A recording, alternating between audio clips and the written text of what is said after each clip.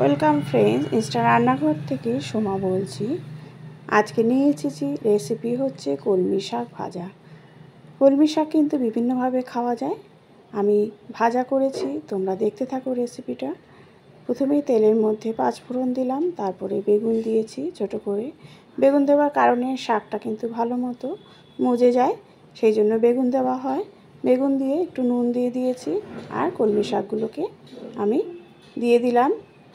এমন কিচ্ছু লাগে না, ইনগ্রিডিয়েন্টস একদম সিম্পল, কিন্তু খেতে খুবই ভালো লাগে, আর শাক খাওয়া কিন্তু খুবই উপকার।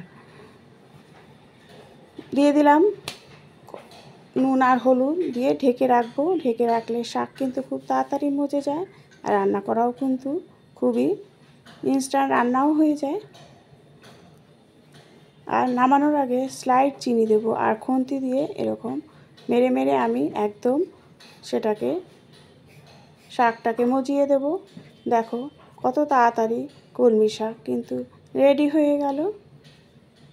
ভালো লাগলে অবশ্যই বেল আইকনটা, নতুন যারা আছো বেল আইকনটা একটু প্রেস করে দিও।